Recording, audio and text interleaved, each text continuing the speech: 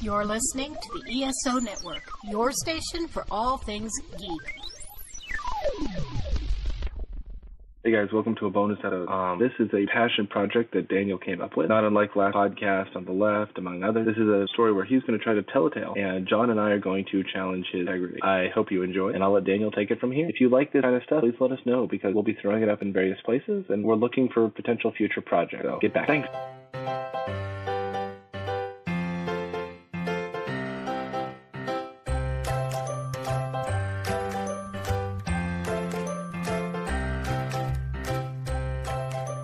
Welcome to the first episode of Disremembered, the stories behind your childhood.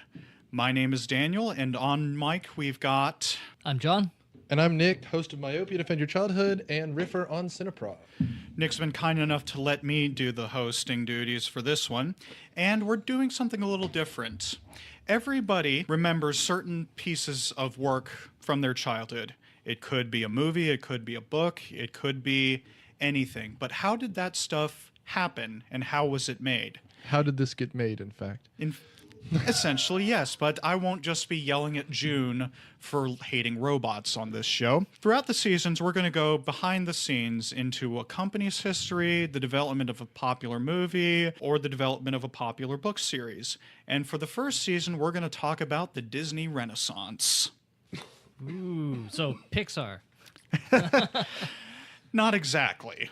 But they'll get mentioned, but it's more about the egos behind Land Before it. Time. Yeah. Yes, it's more about the egos behind it, because at the very top of Disney in the 80s and 90s, there was one guy in charge, Michael Eisner, who was, by all accounts, a complete ass. I thought it was just because they fired Tim Burton because he was kind of he looks like a pedophile. And he was one of their head animators. And so they're just like, we're better off without him. Have you seen pictures of him back in the day? He doesn't look so much like a pedophile as a Tiny Tim cosplayer. I just imagine, like, one time the animation, like, they were giving a tour of the animation studios, and Tim Burton kind of looked up and goes, I have an idea about a man with razors for fingertips. And they're like, we're not on We'll go the other way on Why that. don't you go and have a seat over there? And yet they're hiring him to remake their movies now. Yeah, Go have a seat with Roy Disney. Dumbo. And He's remaking Dumbo. Well, and you already did 2 Alice in Wonderland movies. Oh, God. Well, We're talking about good movies. we are obviously not in the Disney Renaissance now. Yeah. No. Well, the funniest thing about the Disney Renaissance is by the time it ended, sometime in the early 2000s, they were more or less at the same point they started. Their movies were bombing. Their CEO was beleaguered, is going to be the word I'm going to use for reasons. And they were almost bought out by another company. And back in the day, we'll get into that, but back in the early 2000s, it was Comcast of all people. Wow. I was going to say, who's big enough to buy out Disney? Comcast. Yeah. Comcast would... God, that's... we're that close because they own Universal now. Mm-hmm. And NBC and... Mm-hmm. Yeah. And so... The merging of the evil empires. Man. Either way, they would have controlled a third of the networks on TV. Mm-hmm. Oh, that sucks. Jesus Christ. Before we delve into the story, I'd first like to shout out to a couple of people. First, Ken Polson, who runs kpolson.com. He's got a timeline of literally everything that Disney ever did, ever. If you want to know what Disney was having for lunch in 1952, Mr. Polson's got you covered. I also would like to give a shout out to a woman named, I believe, Pamela Howell, who wrote something for the Western Kentucky University about the attempted buyout in the 80s, so thank you. It's very hard to get some information because the way image-conscious Disney likes to do it is basically, we've always been awesome, we've always done the right thing, don't question us. But obviously that's not true. That's why we have the Oliver and Company ride at Universal Epcot, or Disney Epcot. Oh, They're remaking Epcot now, which is something I guess we'll get a little bit into because, well, we're talking about the 90s, right? And the 90s now have completely pervaded pretty much all the parks, right? There's the Lion King and Animal Kingdom. There's Little Mermaid pretty much throughout, right? And then there's that weird 80s period where they don't mention anything that happened because Magic Kingdom is a lot of nostalgia. It's the old stuff. There's the Snow White ride that they opened this year. I'm surprised there isn't a Tron ride. Is there a Tron ride? Wasn't there? There was it at Epcot? I think it was Epcot. Yeah. So, because you guys don't know this kind of crap, because There was also a Star Wars ride back in the day. yeah. And well, of now course, it's weird. Well, now it's completely different. You guys don't know this because I don't talk about it, but I used to sell video games for some side money, and I ended up with a bunch of Tron video games for the Atari 2600. You used to have to use your imagination for everything. It used to be real crap. A pixel moving across the field. It's so realistic. Tron Deadly Disc sounds interesting, but it's not. well, it was the arcade game of Tron that was the only thing that made money. Tron itself bombed, but we will get into that. Jeff Bridges, please. All right. The Renaissance actually starts in 1966 when Walt died. Now, there's a lot of rumors about that he was cryogenically frozen and that he feeds on Cuban children to this day until Fidel Castro shot him. None of that's true. He was cremated and he's buried, but one of the other big rumors that was going around was that Disney had actually left behind a series of film instructions to his board of directors about, okay, it's 1973. Here's what you said you'd be working on. Are you working on that? Essentially running the company from beyond the grave.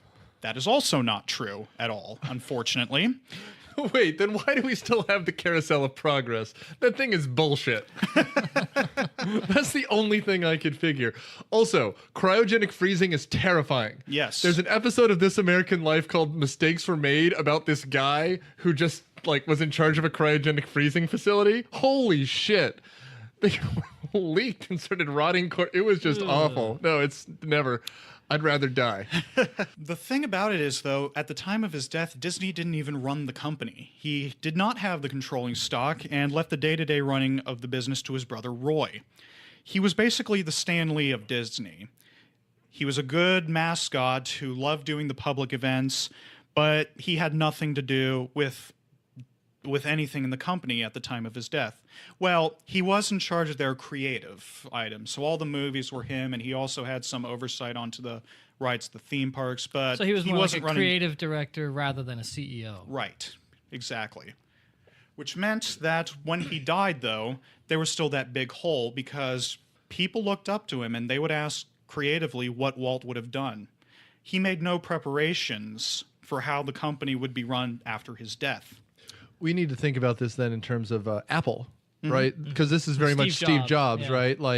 And what's his name? Tim Cook, who's, I guess, okay. But he even started by coming out in a black turtleneck, if I recall correctly, just so you feel that little Steve Jobs kind of contact high. But yeah, it's an interesting kind of thing because I do imagine not only him being kind of an asshole, but you do have, even despite what you were talking about, being false. Right. What he did do was just as crazy. He made a town in Central Florida called Celebration where they didn't allow black people. I mean, because he's Disney, he can do what he wants, but he was buying around things out of a helicopter so that he could make the Magic Kingdom and the other 30 parks in that area. He made a town in Buena Vista, California so that he could not technically be in LA or Anaheim. Yes. He's just, we'll get to the Mighty Ducks for Christ's sake, but but when you have that much power, he's almost the intellectual, creative mind of America. I can't imagine what it was like to be a director not associated with Disney, which is, I guess, where we get to the 1970s and the U.S. Southern California, rather USC film schools, because they're just we can't do it this way anymore. This is the anti-studio system all of a sudden. Yes, because the foreshadowing. Yes. At the time of his death, Disney was involved in 2 projects. That was Epcot and his final film that he was overseeing, The Jungle Book, which, side note, I never got that movie. The Jungle Book? Really? Yeah. It was good. It was fine. For what it was. It wasn't a masterpiece in the same way that a lot of his movies were, but it's still a classic. I will say, not only do I agree with John, it has a lot of the old themes, which is this kind of vaguely... when I teach it in class, I call it American imperialist culture. We take something that's European or whatever, and we all put it under one Disney roof. It doesn't matter if it's Mulan from Japan or English or German or Irish stories. They're all made more homogenistic in America. And this is a perfect example of an English story about an Indian character raised by animals to become human again. Because, this is by the guy who wrote The White Man's Burden, for God's sake. Yes, I was about to say. Yeah. Which, if I recall correctly, the book is a lot more about white man's burden and how man needed to tame the jungle. Or Yeah, if I remember right, the movie ends with Mowgli going off to he's going to go the get some town, tail. but then he wants to come back because he doesn't want to leave. Yeah. But I want to say the book ends with him going off, and that's it, because that's his proper place, not the jungle. Well, I mean, and you're talking about the last movie that he oversaw to completion before he died. There's a movie that came out after he died that was his baby that he wouldn't let die. Do you know this story? No, I don't. It's called The Happiest Millionaire. It is a 3-hour-long musical about a guy who was a millionaire who went overseas to Asia, learned a bunch of martial arts, and then was hired by the Marines to teach hand-to-hand combat to the Marines. They don't focus on any of that. Instead, they focus on his son going off to marry a woman. And it's a musical, and Disney, they like essentially greenlit the project before he died. So they had to finish it after he died. You can't cancel Disney's last movie. It seems like you can. Seems like you should have. So they actually made this thing? Yeah, you can find it. It's very bad. It's very long. Look at it this way. There's not exactly a revival right now of people to remake The Happiest Millionaire. He did have a pit full of crocodiles in his house. Oh, well, I've there you got go, one of yeah. those. So Roy, his brother, stayed on as CEO of the company. I don't know why that tickles me so much, but when you're thinking of epic names in American history, for some reason we have a lot of Toms and Jameses, but there's not a lot of Roy. Roy. Well, there's going to be several Roy Disneys in this story. There's his brother and his nephew. It just sounds like a rip-off Mario Brothers game where you have to play as Roy. Yeah, no one wants to play as Roy. It sounds like the joke name for Sim Park or something. Rick and Morty, the Roy game. I'm just saying. That's what I'm saying. Like, a life well lived. So, Roy was currently running the company even though he was 8 years older than his brother Walt. In other words, he was well past retirement. But he still kept going. In 1967, Walt Disney World broke ground. That was overseen by Roy. Unfortunately, the films were suffering. We talked about The Happiest Millionaire, and among the other things released in 1967 included The Shaggy Dog. Oh, yeah. I love that movie. didn't they remake it with They Tim did. Allen? Yeah, they- Oh, yeah. that's a And shame. here's another remake, The Absent-Minded Professor, which Yeah, was remade as Flubber. That was Jerry Lewis, wasn't it? No, You're thinking of Dr. Dolittle. No, you're you're right. No, it was Jerry Lewis. Jerry No, Lewis. you're thinking of The Nutty Professor. Oh, you're right. Who did the absent-minded professor? Well, that was a Disney. I don't remember who was in the original one. That's what the Googles are for. Yeah. Indeed. If I could spell absent-minded, that'd be great. It's not going to happen, but it'll tell me. Dear dipshit, this is how you spell absent-minded professor. Ooh, 1961. There you go. Ignore me. Okay. Oh, it was Fred McMurray. Wow. Hey. Yeah. Go ahead. Right. Also released was The Gnome Mobile. Is that a big one? Yeah. So growing up, I used to watch the Disney Channel, and I'm sure most of us did. But back in the I was more a child I of guess Nickelodeon. the 90s, and I guess I'm showing my age, but the late 80s, the Disney Channel was very different from what it is today. And they showed a lot of these old movies and shorts. They didn't have commercials. So it would be like a film like The Absent-Minded Professor for 2 hours, and then you'd have a Mickey Mouse 15-minute short, and then you'd have, the Gnome-mobile, and they would actually have ABC or Universal, whatever, movies in the evening. Like, I remember seeing Ghostbusters on Disney I seem Channel. to recall hearing that back in the day, that was the only way you could see anything from Song of the South because they cut out the That's how I saw cartoon Song of the segments. South. Okay, Yeah. Zippity Doo Dah and all that. Yeah, and the Disney sing-along songs. Yeah. Yeah. They survived in the 80s effectively on nostalgia because it's funny because I know you're going to get to it, but a lot of the formula didn't change. Let's have a pop musician write a soundtrack and put together a movie. It just, it was clearly not, like they're even classics because I like Oliver and Company as an example because it's... I only just realized it was based off Charles Dickens. Right. It's like it never twigged on me that it was Making a musical based Oliver, off of yeah. Oliver Twist? Yeah. And that was... It never That's twigged. not something yeah. that happened. It's not until I realized that the owner or whatever was named Fagin. I'm like, Yeah. Yeah. That was even the tagline, I think. The classic story of Oliver with a twist. Even though they completely changed the story around. well, that's why I didn't recognize it. Yeah. That was a Billy Joel one, I think. And Bette Midler, if I recall, was in that as well. And probably Zachary Taylor Thomas, because he was in everything. Well, this was a little early for... Jonathan Taylor Thomas. You're right.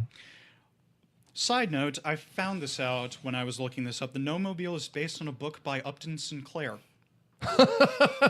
Noted communist And when governor. it comes to children's movies, Oh, that yes. totally makes sense.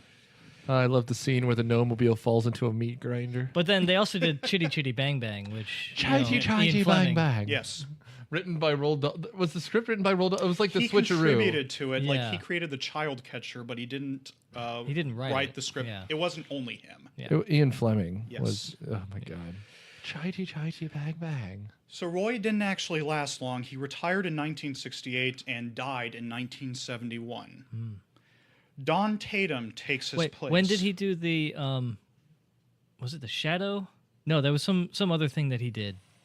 It was like an action, super violent thing. They made a movie of it maybe 10 years ago with Samuel L. Jackson. Oh. Was it Samuel L. Jackson as like a Nazi or something? Oh my God, I have no idea what you're talking I about. have no idea. The Wait. Phantom. Oh, The Phantom. Oh, Phantom. That was Alec Roy Disney. Baldwin. Yeah, no, that was the Shadow. That was The yeah, Shadow. with Alec The Baldwin. Phantom was something different. And I That think was that Billy was Zane. that was a Roy Disney comic book, wasn't it? Are you thinking Will Eisner? Maybe I'm thinking. No, Will I think Eisner. that was a little early. I think Roy was just more of a businessman rather than the creative side. Now, talking about the films, though, they were still suffering. The I have aristocrats. in my Aristocats? notes. I think it's Aristocats, Oh, shit jokes. which was actually the first animated movie completed after Disney's death. Also in this time period, they released Bedknobs and Broomsticks, which we've all seen as part of Myopia. Yeah. That movie was so long, I sobered up in the middle of it. That was a mistake. Although, They must have had two different versions. you know, in They must have. retrospect, I do wonder who watched The Manchurian Candidate, saw the main villain, said, she's perfect to headline our children's movie. That's right. That's the order, too. And again, this is one of those times where I'm going to say the actors actually did nothing wrong. So bad in bad movies when we watch them, it's the actors can tell it's bad, but like they're all acting their asses off. This movie, And they're top-notch actors too for the time. they are, and it's just the movie goes nowhere. It's 100% an editing issue, and that's why when we did that episode, which came out, God, maybe 6, 7, 8 months ago, the problem we had with it was we had all seen a shorter version. We thought, who knows? Maybe we just blanked out large parts of it, but man. Yeah, that was... Well, originally, it was a lot longer, but they cut some scenes from it, and I don't think some of that deleted footage... I think it's just gone forever. They tried to restore Thankfully. it. Yeah. Having seen Well, the 2.5-hour version of that. The Criterion version, which is like a serial. It's like 12 episodes. Well, there is something positive about Bedknobs and Broomsticks. It was a huge bomb at the box office. It cost $20 million to make and only grossed $17 million. Wait, in like $1970? Yeah. Jesus Christ, $20 million is a lot. Well, it had really good special effects. It even, did. Even for now, they're decent special effects. Well, I mean, it reminds me of something like Who Framed Roger Rabbit in the interaction with cartoons, but it's more seamless. Well, Mary Poppins did that first, though, and I don't know. They were trying to, I think, remake Mary Poppins basically with Nazis. Absolutely, yeah. But I mean, to wit, it's what you do when your studio's in trouble, right? It's not even it's Go like back to the classics. to a formula that works. However, like, I mean, you mentioned Chitty Chitty Bang Bang. That song they play, I think, 3 times. This one had an original score, at least. What is it? Portobello Road? Portobello Road. Yeah. It's a classic. It's a classy song. I think I've been on Portobello Road at some point. Yeah, it's fine. It's kind of mushroom. One other thing about the old Roy. He had a son also named Roy. This is Roy E. Disney, Disney's nephew, who still remained a very influential figure in the company after his father's death. He was a shareholder. At the time of his death, he passed away in 2009. He had about still 1% of the company, and he still remained a longtime senior executive throughout this. So in terms of the Disney family, he was the go-to guy. And he's going to become very important in the Disney Renaissance and in Michael Eisner's rise and fall. But in the meantime, we're still on the bad days.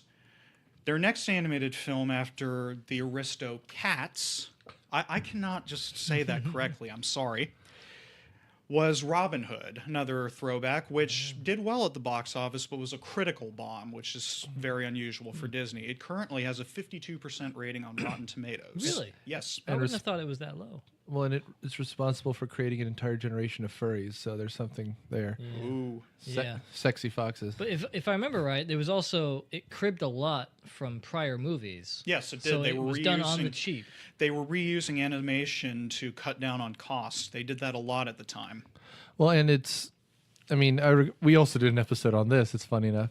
But as I recall, you particularly didn't like it for the soundtrack. The knockoff folk music bothered you. I just don't recall that. Well, I'm not a big fan of folk music, but I just don't think that the songs really help the story move along.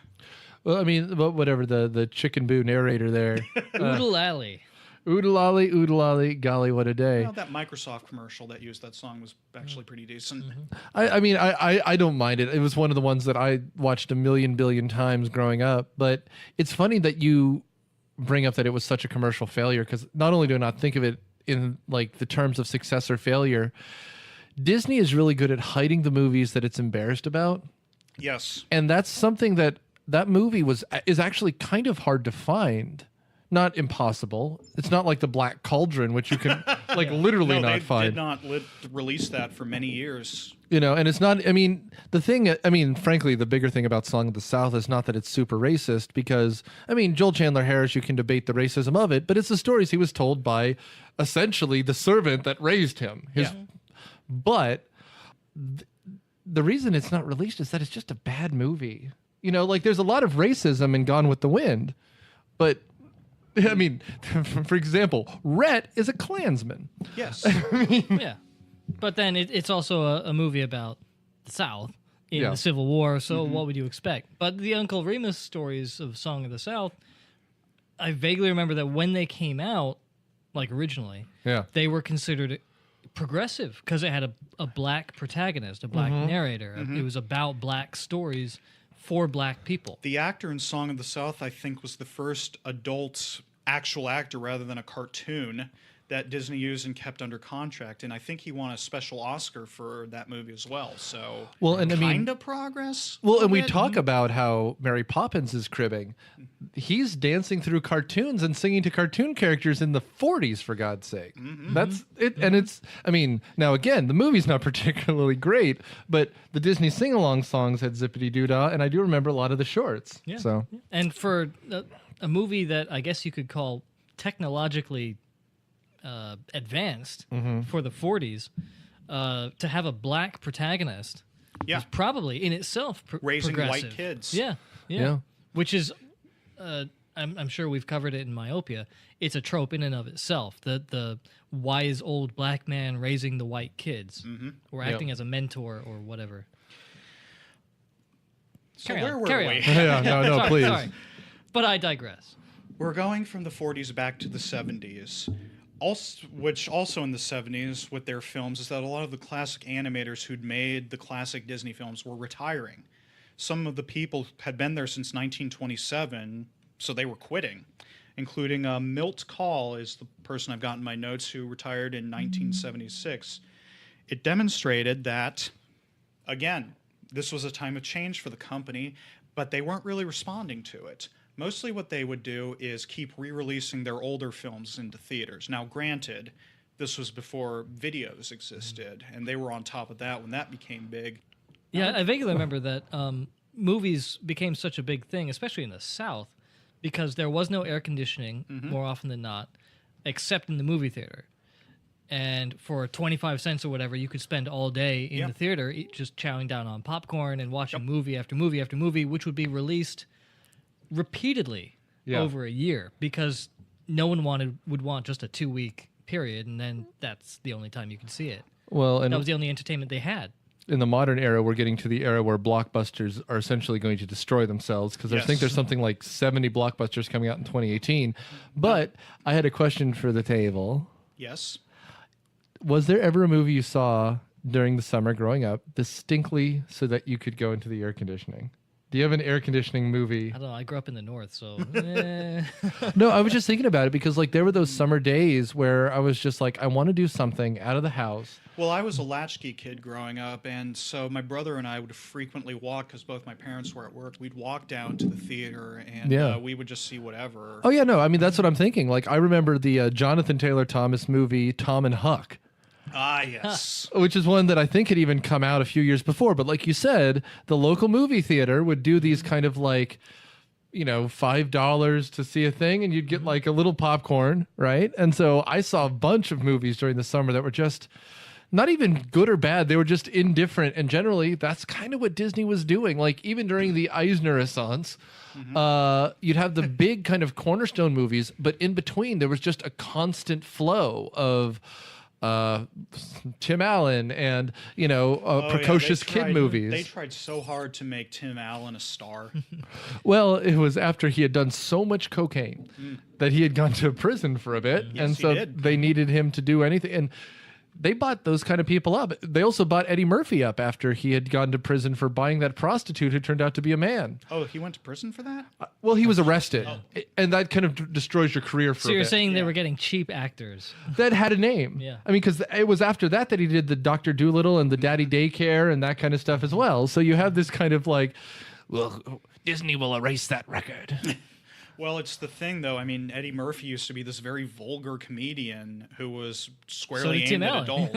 Same with Tim Allen, yeah. And same with Bob Saget. Bob Saget, yeah. All of them eventually go into family films because that's where the money is. Well, and Disney is glad to help gloss you over your past because kids don't know your background. And if you're charming, the dad's like, I remember when Emilio Estevez had a career. Why don't we see Mighty Ducks? How does that explain when they kept giving work to the guy that directed Jeepers Creepers, even though he's a convicted sex offender? Well, you know. Ask Roman Polanski. That's Roman Polanski. That's funny. Everyone's got their allies.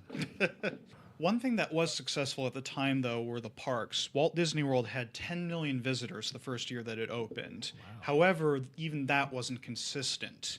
It actually had 800,000 fewer visitors in 1974 compared to 1973. That was really, for a while, what was keeping the company afloat. They didn't care as much about the movies. And that especially... And that would have been just on nostalgia, too, wouldn't it? Yeah. On the early movies. Well, and to your point, the original Walt Disney Land was made essentially because he was willing to sell part of the company to ABC, and that's why we have the Wide World of Disney, and that's why we're able to get all these things, and it became an icon. So when they were like, we'll build one on the East Coast, it's not only nostalgia, but it's also kind of like, let's experience what the rest of the country has been able to experience. And so, yeah, 10 million people, thumbs up, but also... we're not adding anything to these parks. Yeah.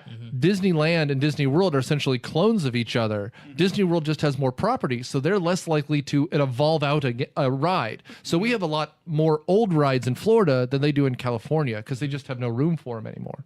Well, I'm just glad they got rid of the Country Bears Jamboree. Damn bears. You can see them at Chuck E. Cheese. Yeah, right. Yeah. That's dead eyes. It's like Slash. I'm still glad they kept the Song of the South ride, though.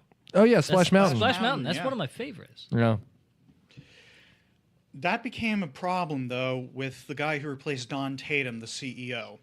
A guy named Card Walker, who started out as a mail clerk. Card Walker? E. Cardon Walker. Okay. Cardon Bleu? It sounds like a fake French name, for Christ's sake. That was his name. He was in the mailroom, huh? He started out in the mailroom in Card, 1938, I believe. And he became the CEO in 1976 after Don Tatum quit. Jesus Christ. That's a success story. That's a story, man. Walker was highly unpopular with the staff, who they considered him a tyrant. I take that back. He was very protective of Disney's family image, which is why the films weren't taking any new chances.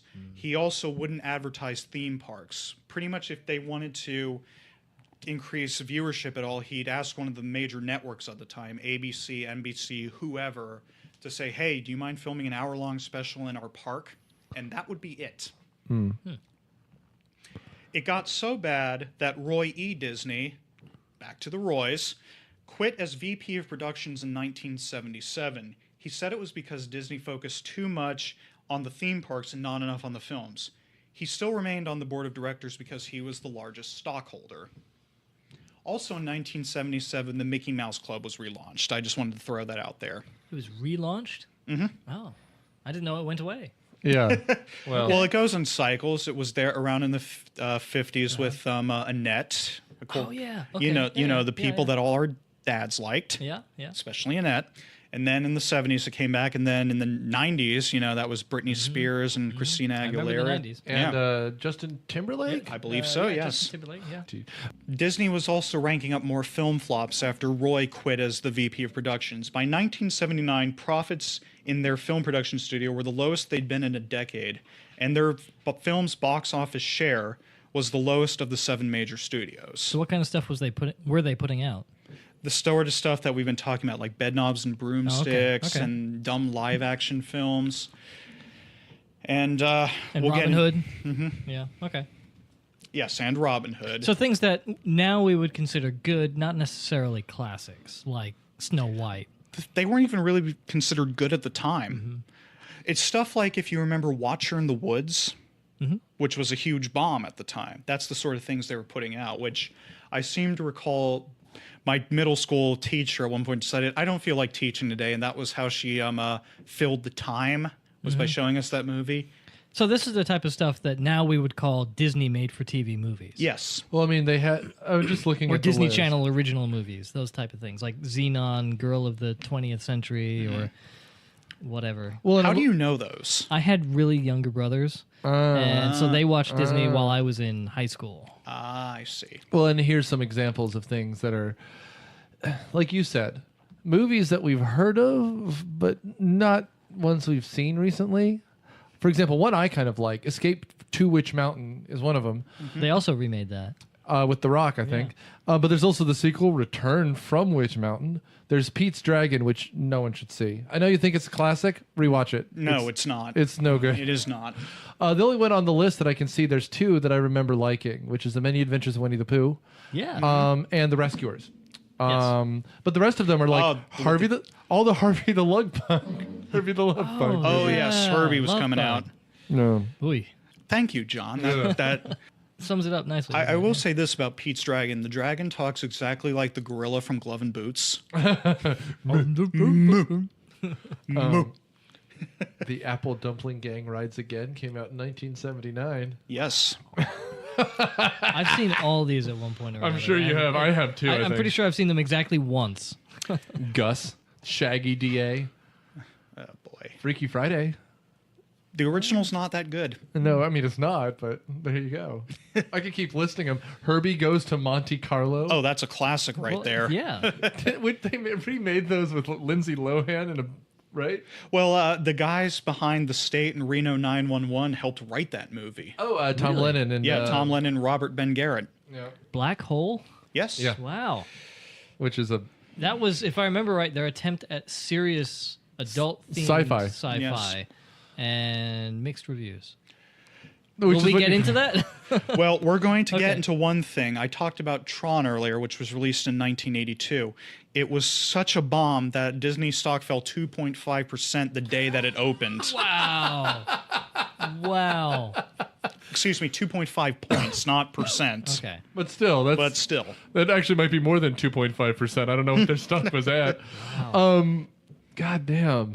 That's amazing. Another big problem Disney was facing at the time was that a lot of their animators were leaving and forming their own companies and actually outperforming this Don Disney Bluth? movies. This is Don Bluth. Okay.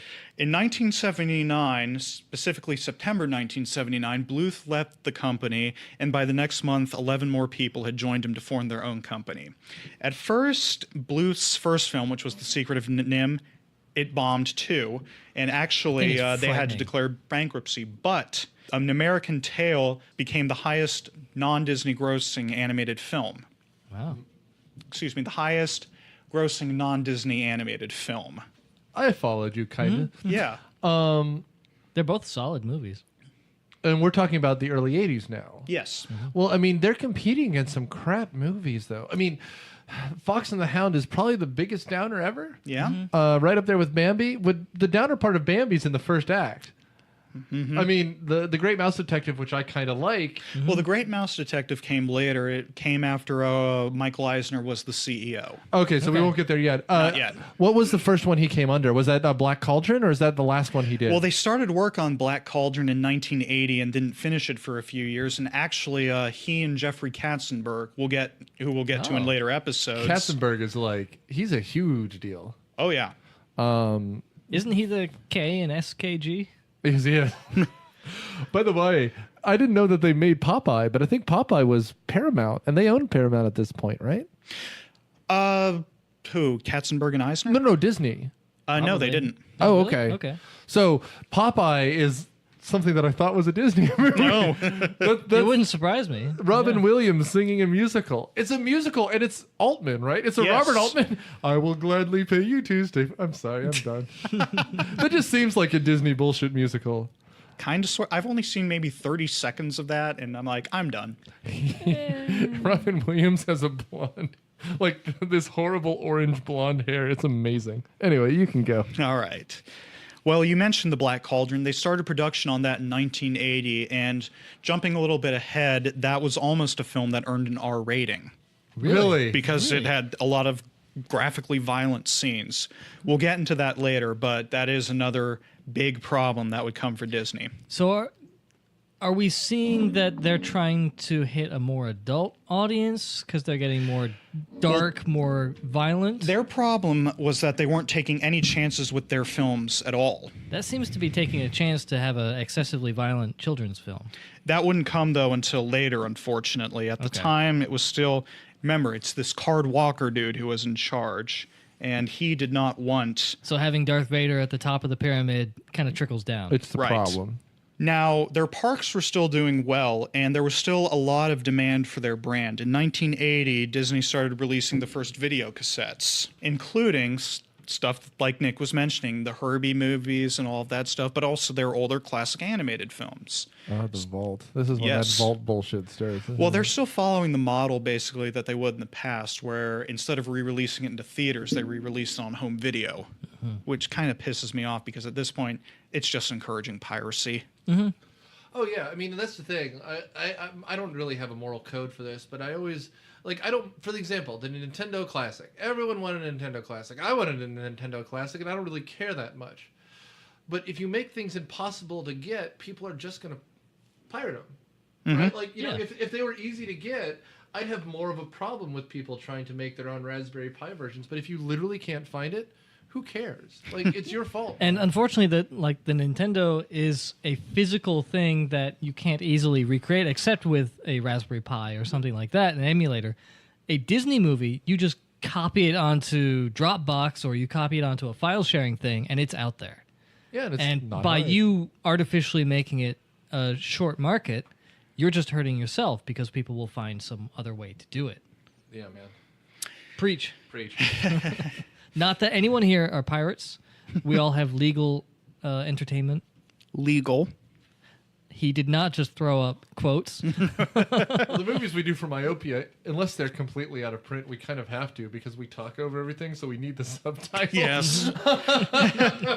Still in the early 80s, the one thing keeping them going was the theme parks until attendance started declining because the overall economy was very bad, especially under the first... Yeah. Well, you know, Mommy. So they were in trouble at that point. Finally, in 1983, Card Walker quit. He was replaced by a guy named Ron W. Miller. Miller was a star football player at SoCal. I refuse to call it USC because USC is in South Carolina, not California. Tell that to the law. Did they have universities? It was a court case, wasn't it? It was.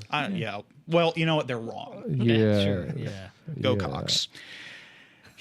He was a star football player at USC who eventually was introduced and married to one of Walt's daughters, Diane. So that was his big break in the company.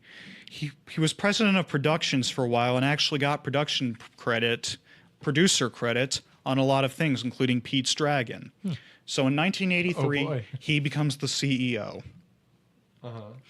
At the time, there was already rumblings of a takeover attempt. First was in 1982 by Atlanta's very own Coca-Cola.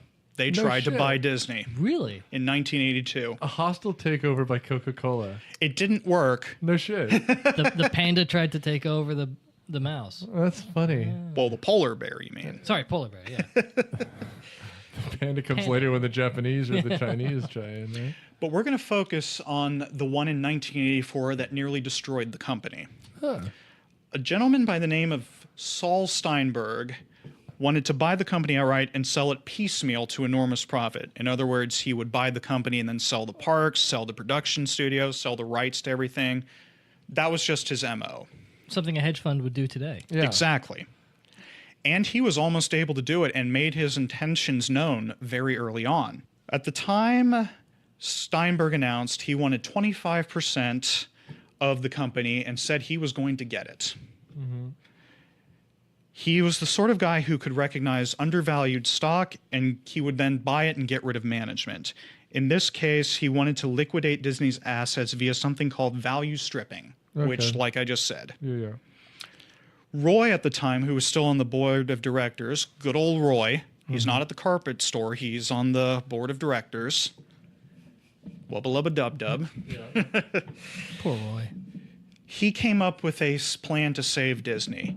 He used a bunch of so-called... Bake sale? Yeah, bake Yes, sale. bake sale. Hi, everybody. We're selling cookies on Main Street, USA today. 25 cents will help you save Disney. That was pretty good. Yeah, it's not bad. Yeah. I'm Mickey Mouse, and my circumcision went horribly wrong. Wow. That went dark. They also use something called green mail, which is the opposite of blackmail. Basically, it's public pressure to say, come on, you don't want to destroy Disney, really, do you? It was a way to foster goodwill, potentially, and stop Steinberg from doing what he was doing.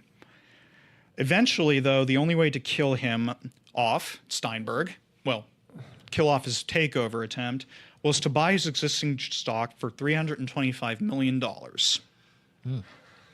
This is not the first time Disney tried to do something malicious to a Steinberg. Oh, man. Sorry. Right. So the takeover attempt failed, but the fact that it had gotten so close demonstrated to Disney that they needed to change. So they fired Ron W. Miller after he was only on the job for 1 year. So in 1984, he was gone. And they replaced him with two people, Michael Eisner as the CEO and Jeffrey Katzenberg as the chairman. Their history is long and convoluted, and this really started the Disney Renaissance, and we'll talk more about Eisner and Katzenberg on our next episode. If you guys are interested, follow us on Myopia Defend Your Childhood, which is our movie kind of review blog or a podcast where every week we put an episode up and we kind of talk about the movies you grew up with. We put your past on trial. The last Thursday of the month, we release every Thursday, Throwback Thursdays. We're doing Myopia Mornings now, where Scott Miller, Aaron Greer, and myself are talking about TV shows. And we have a wrapped up series on the James Bond movies called Mission Briefing. The main ones are still part of the feed and the website. You can find us on myopiapodcast.com or dudeletter.com. But if you're interested in just talking Bond, we're going to have some extra episodes coming out in the next few months. So until then, I've been panelist Nick Hahn. I'm John. And this is your host, Daniel. Thanks, guys.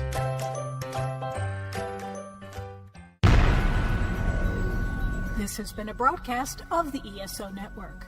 Be part of the crew and help support our shows by donating to our ESO Patreon or by shopping through Amazon.com or the TeePublic Store, which can all be found at www.esonetwork.com. The ESO Network, your station for all things geek.